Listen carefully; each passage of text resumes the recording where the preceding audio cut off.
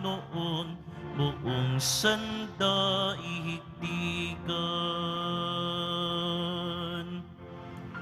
Sa ngalan ng Ama at ng Anak at ng Espiritu Santo.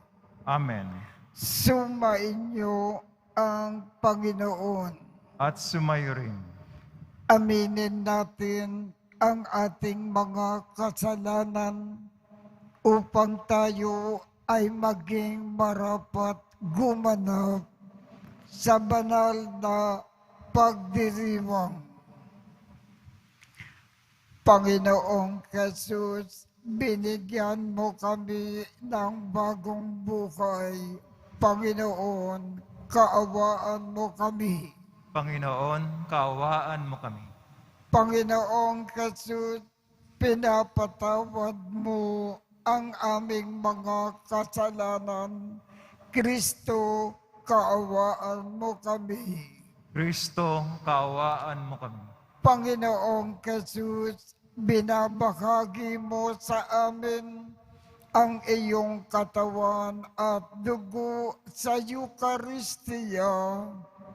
Panginoon, kaawaan mo kami. Panginoon, kaawaan mo kami. Kaawaan tayo ng Diyos Amang makapangyarihan. Patawarin ang ating mga kasalanan at patnubayan tayo sa buhay na walang hanggan. Amen. Manalangin tayo. Ama naming makapangyarihan, lagi mo dinudulutan ng mga bagong uliran sa kagitingan ang iyong sambayanan. Ipagkaloob mo sa diwa ng obispo na si Alfonso Maria na nagmamalasakit sa kapwa, aming matapat na masunod ang kanyang mga yapak upang makamtan namin sa langit ang tinamo niyang gantimpala. Sa pamamagitan ni Jesu Kristo, kasama ng Espiritu Santo, magpasawalang hanggan. Amen. Magsiyo po muna ang lahat.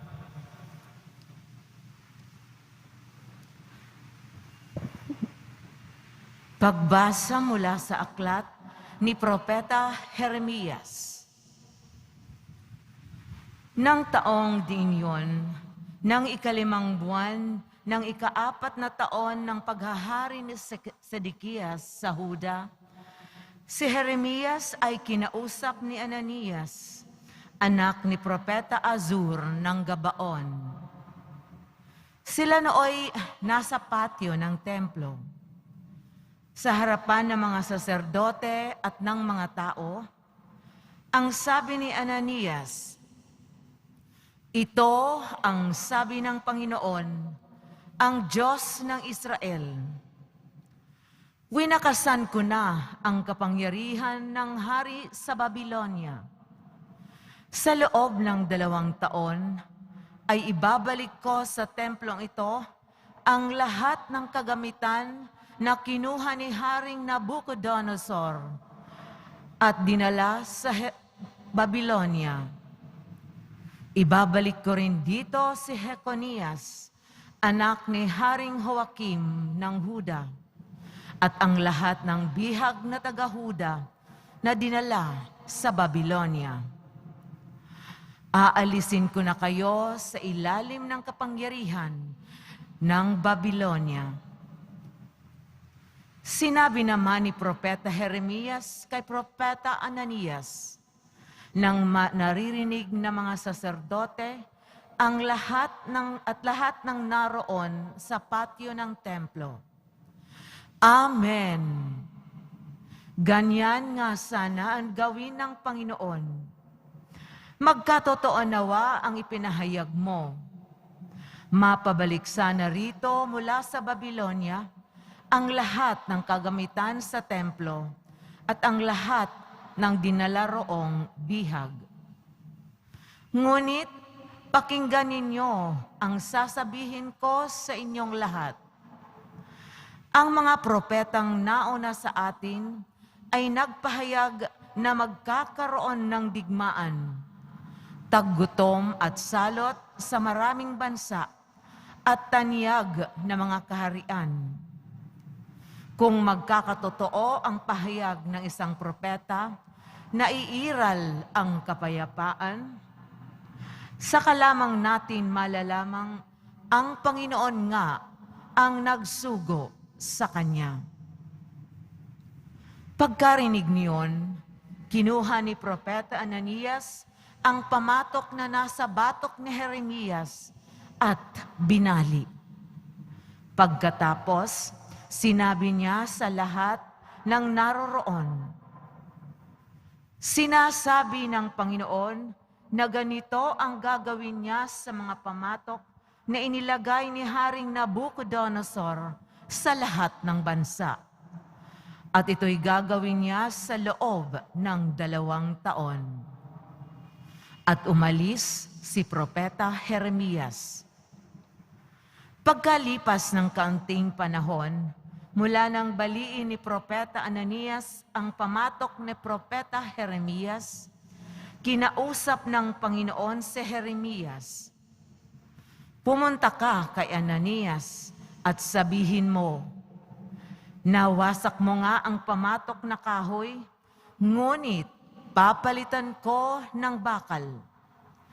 Lalagyan ko ng pamatok na bakal ang lahat ng bansang ito upang sila'y maglingkod kay Nabucodonosor at magkakagayon nga. Siya'y paglilingkuran nila sapagkat ipinailalim ko sa kanya pati ang mga hayop sa parang. At sinabi pa ni Propeta Jeremias, Ananias, hindi ka sinugo ng Panginoon at pinapaniwala mo sa isang kabulaanan ang mga taong ito. Kaya't ang sabi ng Panginoon, ikaw ay mawawala sa daigdig na ito.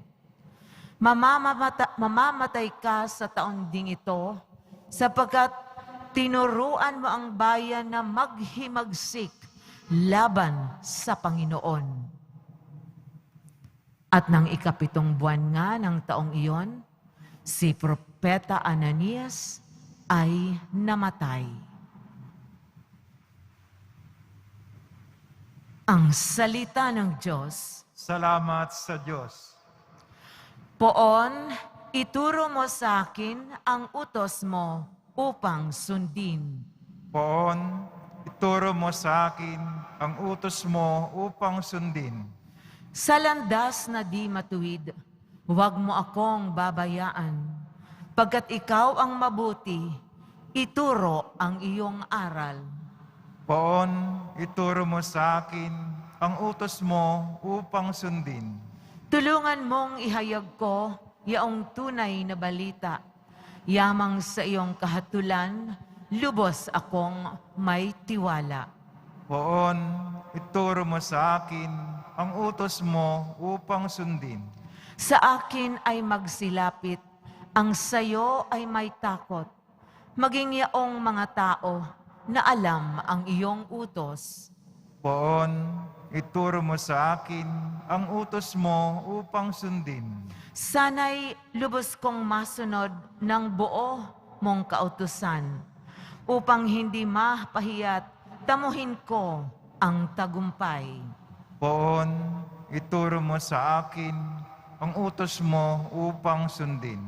Nag-aabang ang masama upang ako ay mapatay, ngunit ako'y magbubulay sa bigay mong kautusan.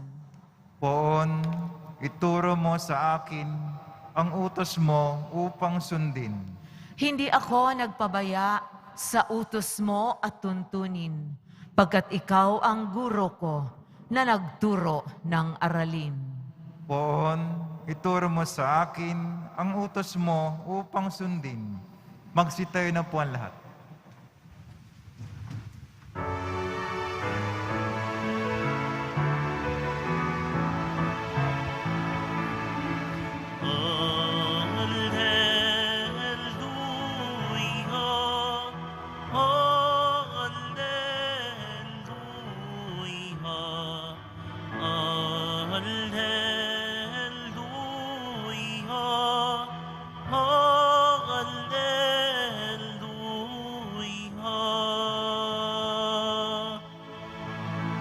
ang tao ay nabubuhay sa salita ng may kapal na pagkaing kaniyang bigay. Alleluia, Alleluia, Alleluia,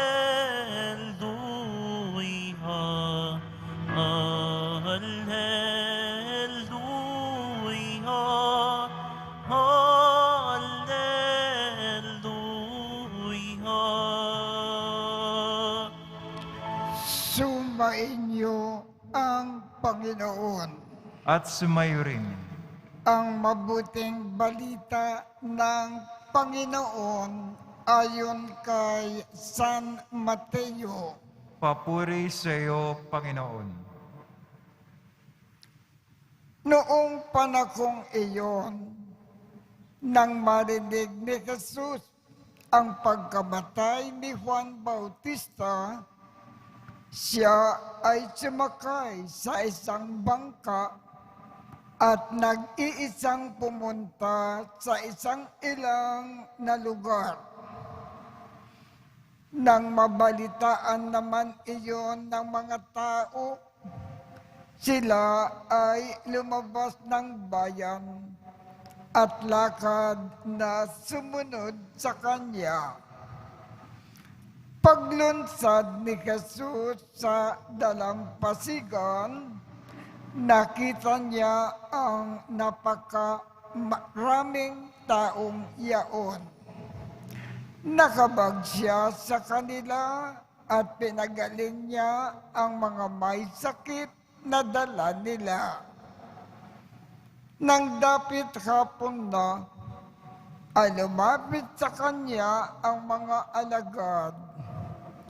Sinabi nila, ilang ang puok na ito at malapit nang lumubog ang araw. Papuntahin na po ninyo sa mga nayon ang mga tao upang makabili ng kanilang makakain. Hindi na sila kailangang umalis pa, sabi ni Jesus. Kayo ang magbibigay sa kanila ng makakain. Sumagot sila, 5 po ang tinapay at 2 ang isda natin. Dalhin ninyo rito, sabi ng Panginoon.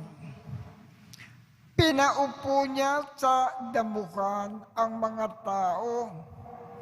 Kinuha ang 5 tinapay at 2 isda.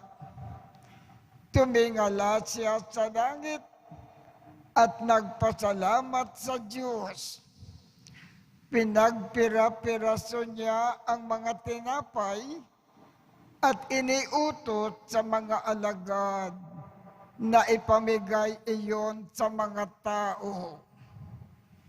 Kumain silang lahat at nabusog. Tinipon ng mga alagad ang lumabis at sila ay nakapuno ng 12 bakol ng pira-pirasong tinapay. May 5,000 lalaki ang kumain, bukod pa sa mga babae at mga bata. Ang mabuting balita ng Panginoon. Pinupuri ka namin, Panginoong Hesukristo. Magsiyo po munang lahat. Ano ba lagi ang ginagawa ng ating Panginoon? Lagi po siyang naglilingkod sa mga tao. Ang mga may sakit, pinagagaling niya. At dito sa ating ebanghelyo, nang makita niyang gutom na gutom ang mga tao, pinakain niyang silang lahat at binusog. ang paalaala ng Panginoon sa atin sa ating Ebanghelyo. Tayo, mga Katoliko, sa kasalukuyan, mga alagad ng Panginoon. Kung ano ang ginagawa ng Panginoon, tayong mga alagad niya, gawin din natin. Ang Panginoon laging naglilingkod. Gawin din natin na at sa ating buhay, ang laging naglilingkod sa mga tao sa iba't ibang paraan.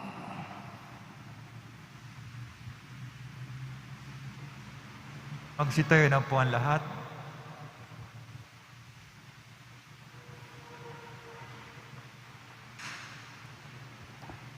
Minamahal kong mga kapatid, natitipon tulad ng napakaraming tao sa Ebanghelyo na nagugutom sa salita ng Diyos.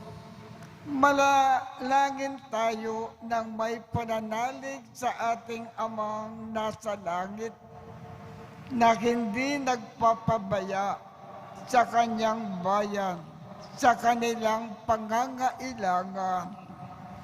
Ang ating tugon, ikaw ang aming tinapay, o Panginoon. Ikaw ang aming tinapay, o Panginoon. Ang simbahan sa buong mundo naway sumaksi sa salita at gawa sa pag-ibig at kalinga ng Diyos sa mga nangagugutom at nangangailangan. Manalangin tayo. Ikaw ang aming tinapay, o Panginoon. Ang mga leader ng mga bansa na may pinanghahawakang matatayog na posisyon at malawak na kapangyarihan, naway tumulong na maipamahagi ang kayamanan ng daigdig upang sa gayon wala ni isang bansa ang malagay sa panganib sa pagkakagutom. Manalangin tayo. Ikaw ang aming tinapay, o Panginoon. Bilang isang komunidad, tayo naway maging mga kapwa nababad sa pananalangin at maging laging handa sa pagbibigay ng ating panahon at karunungan sa pagtulong sa mga naghahanap ng kahulugan sa buhay. Manalangin tayo. Ikaw ang aming tinapay, o Panginoon. Ang mga may sakit at mga nagdurusa, naway makaranas na manatiling pag-ibig sa Diyos. Manalangin tayo. Ikaw ang aming tinapay, o Panginoon. Ang mga tapat na yumao, naway masiyahan ng walang maliw sa walang hanggang hapag sa kalangitan. Manalangin tayo. Ikaw ang aming tinapay, o Panginoon. Ama naming nasa langit, bigyang pansin kaming nangangailangan ng iyong habag. Punuin mo ang aming mga puso ng iyong pag-ibig at huwag mo kaming ipakintulot na mawalay sa iyo. Hinihiling namin ito sa pamamagitan ni Kristo na aming Panginoon. Amen. Magsiyo po muna ang lahat.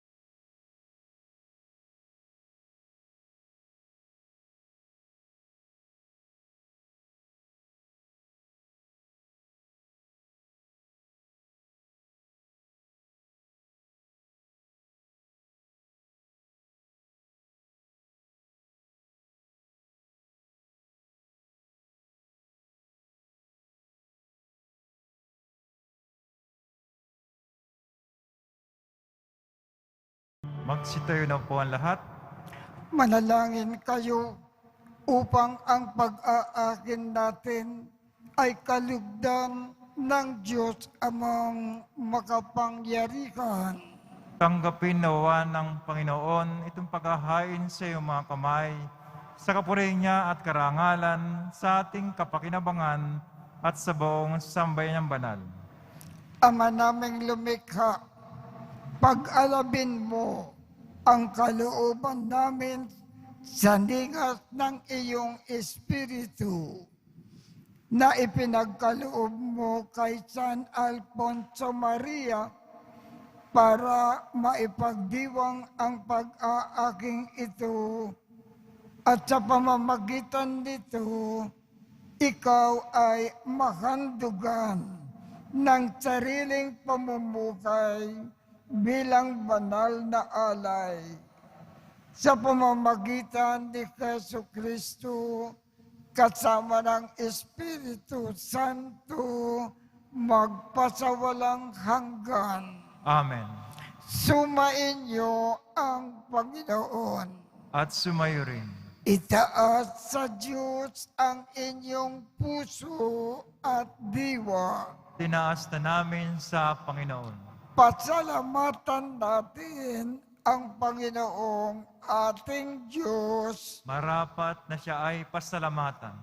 Ama naming makapangyarihan, tunay ngang marapat na ikaw ay aming pasalamatan sa pamamagitan ni Jesucristo na aming Panginoon. Ngayon na si San Alfonso Maria ay pinararangalan sa pamumukay niyang totoong uliran at pagiging maaasahan sa pananungkulan.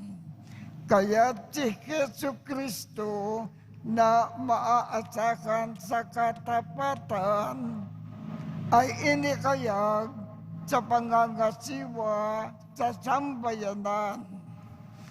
Ang malasakit ng mga ulirang tagapangasiwa noon ay nagpapatuloy magpahanggang ngayon sa mga panalangin na kanilang iniuukol kaisa ng sambayanan mong dito ay nagtitipon. Kaya kaisa ng mga anghel na nagsisiawit ng papuri sa iyo nang walang humpay sa kalangitan. Kami ay nagbubunyi sa iyong kadakilaan. Santo, Santo, Santo, Panginoon Diyos ng mga hukbo, napupuno ang langit at lupa ng kadakilaan mo, Hosana sa kaitaasan. Pinagpala na paririto sa ngalan ng Panginoon, Hosana sa kaitaasan. Magsilod po ang lahat. Ama naming banal, ikaw ang bukal ng tanang kabanalan. Kaya't sa pamamagitan ng iyong Espiritu, gawin mong banal ang mga kaloob na ito upang para sa amin ay maging katawan at dugo ng aming Panginoong Jesucristo. Bago niya pinagtiis ang kusang loob na maging handog, hinawakan niya ang tinapay, pinasalamatan kanya, pinaghati-hati niya iyon, iniabot sa kanyang mga alagad at sinabi, tanggapin ninyong lahat ito at kanin. Ito ang aking katawan na ikahandog para sa inyo.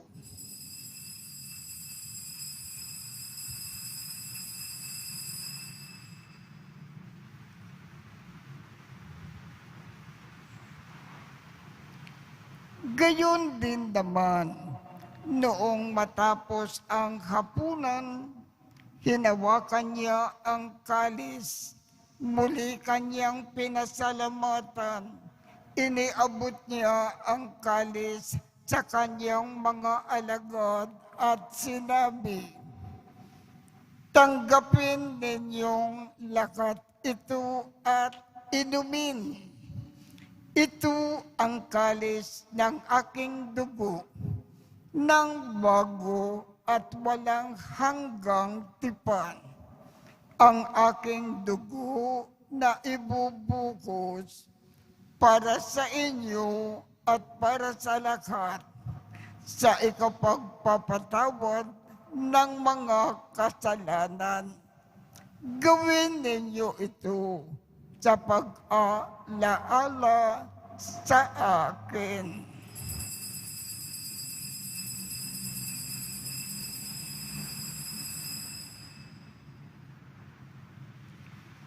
Magsitayo na po ang lahat. Ipagbunyi natin ang misteryo ng pananampalataya. Kristo'y namatay, si Kristo'y nabuhay, si Kristo'y babalik sa wakas ng panahon.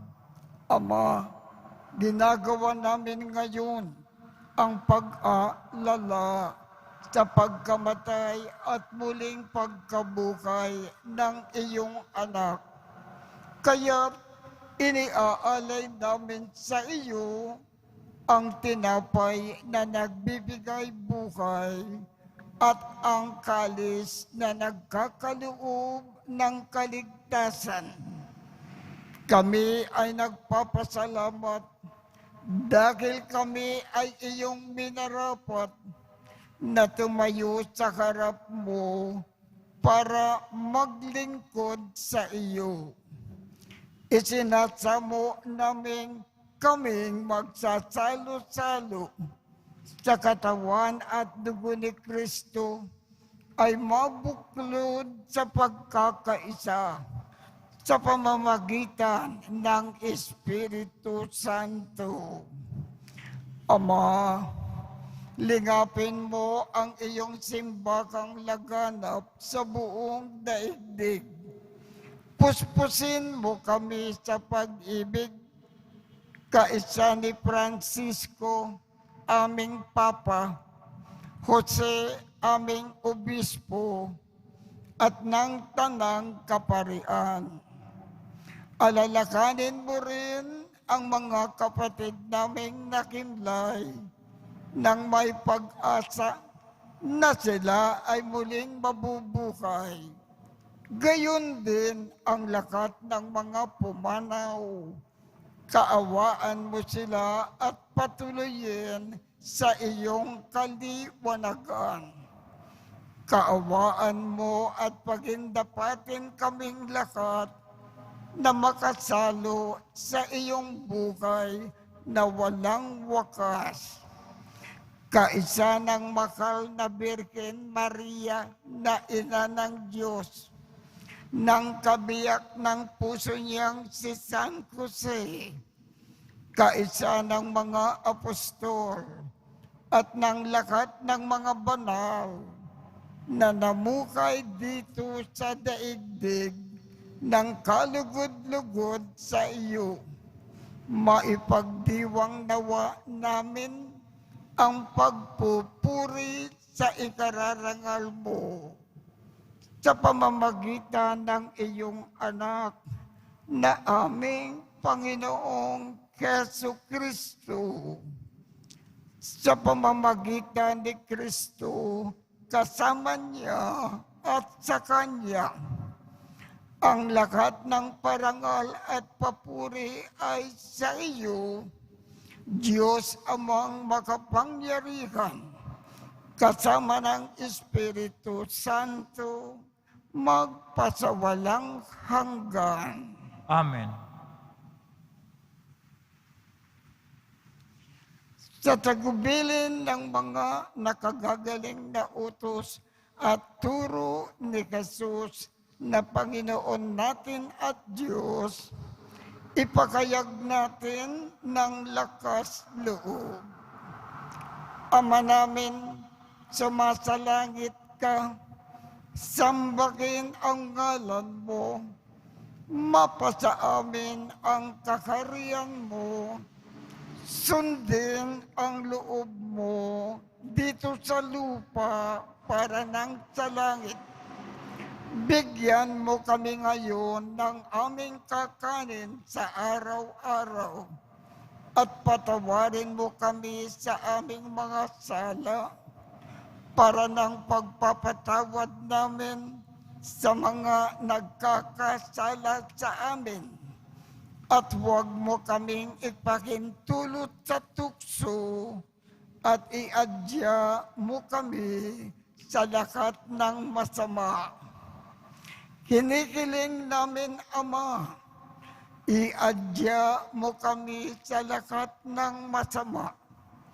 Pagkalooban kami ng kapayapaan sa araw-araw. Iligtas sa kasalanan at ilayo sa lahat ng kapahamakan.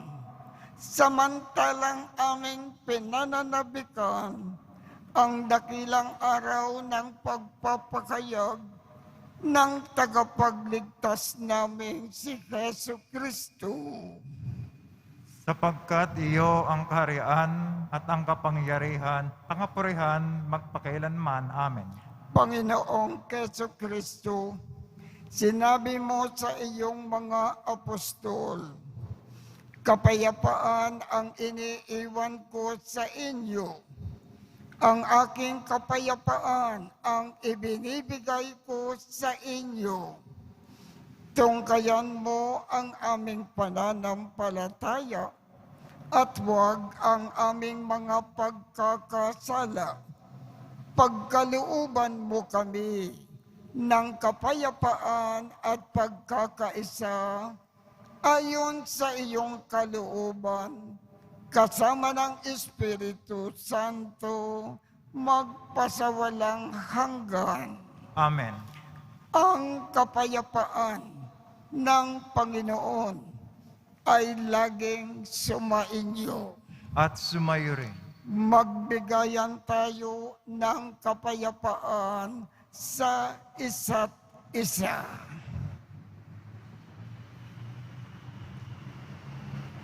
Kordero ng Diyos na nag-aalis ng mga kasalanan ng sanlibutan, maawa ka sa amin. Kordero ng Diyos na nag-aalis ng mga kasalanan ng sanlibutan, maawa ka sa amin. Kordero ng Diyos na nag-aalis ng mga kasalanan ng sanlibutan, pagkaloob mo sa amin ang kapayapaan. Magsilod po ang lahat. Ito ang kordero ng Diyos. Ito ang nag-aalis ng mga kasalanan ng sanlibutan. Mapalad ang mga inaanyayahan sa kanyang piging. Panginoon, hindi ako karapat-dapat na magpatuloy sa iyo, ngunit sa isang salita mo lamang ay gagaling na ako.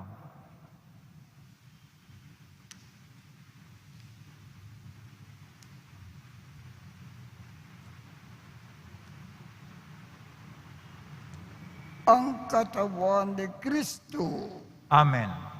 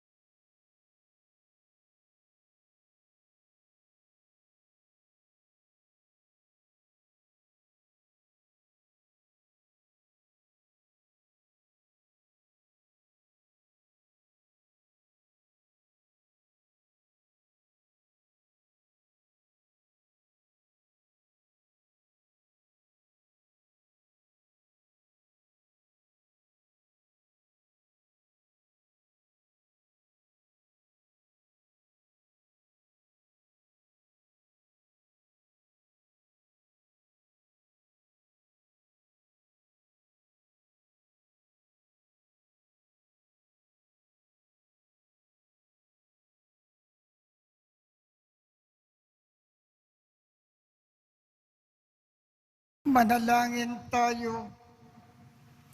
Ama naming mapagmahal, binigyan mo ng pagkakataon si San Alfonso Maria para matapat na gumanap at maglakad ng pag-aakin ng pakikinabang. Lagi nawa naming tanggapin ito. Sa pagtanggap namin ay tumanaw kami ng utang na loob sa iyo. Sa pamamagitan ni Jesucristo, kasama ng Espiritu Santo, magpasawalang hanggan. Amen. Sumainyo ang Panginoon At sumayo rin. at pagpalain kayong lahat ng makapangyarihang Diyos, Ama, Anak, at Espiritu Santo. Amen. Tapos na po ang misa. Humayo tayong mapayapa. Salamat sa Diyos.